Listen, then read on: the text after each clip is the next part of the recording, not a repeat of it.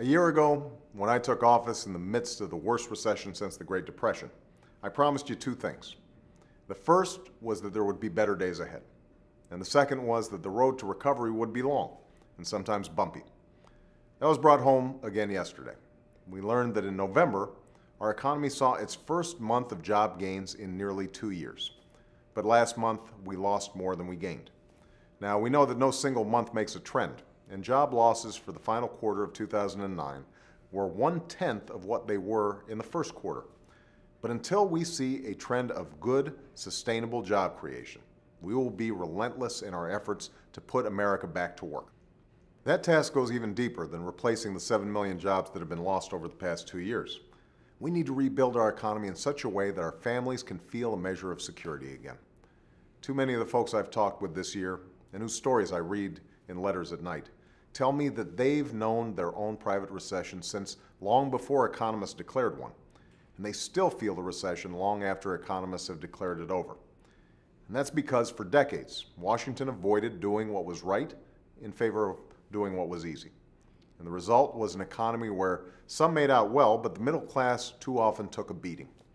Over the past decade, the income of the average household actually declined, and we lost as many jobs as we created. Hard-working folks who did everything right suddenly found themselves forced to downscale their dreams because of economic factors beyond their control.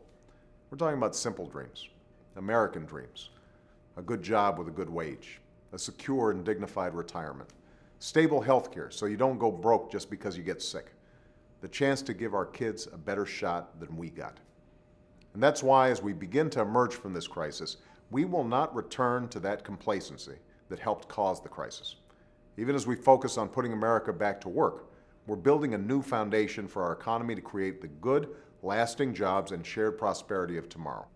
We're making historic investments in science and in a clean energy economy that will generate and keep the jobs and industries of the future right here in America.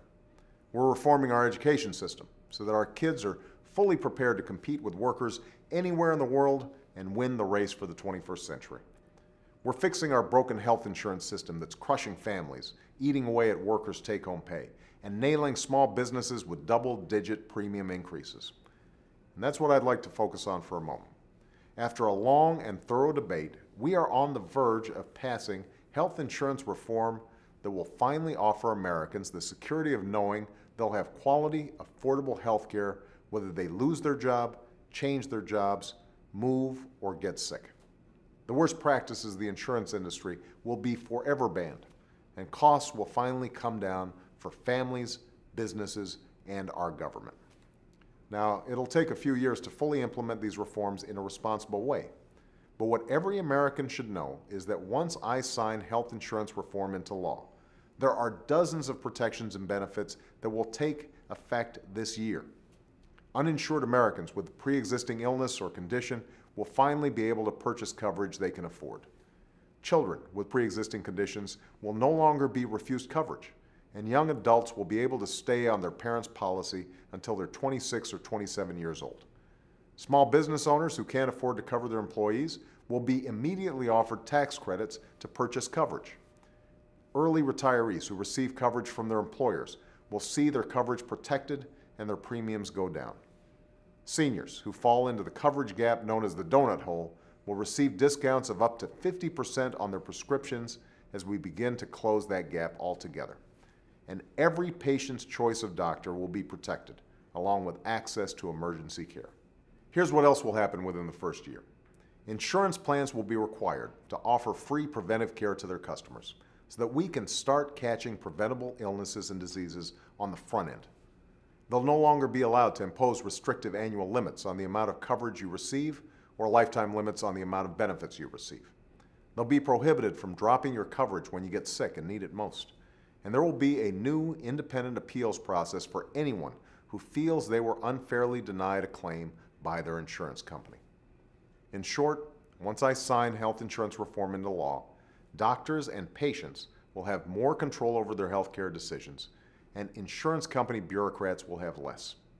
All told, these changes represent the most sweeping reforms and toughest restrictions on insurance companies that this country has ever known. That's how we'll make 2010 a healthier and more secure year for every American, for those who have health insurance and those who don't. And we enter a new decade now with new perils, but we're going to meet them. It's also a time of tremendous promise, and we're going to seize it. We will rebuild the American dream for our middle class and put the American economy on a stronger footing for the future. And this year, I am as hopeful and as confident as ever that we're going to rise to this moment the same way that generations of Americans always have, as one nation and one people. Thanks for listening.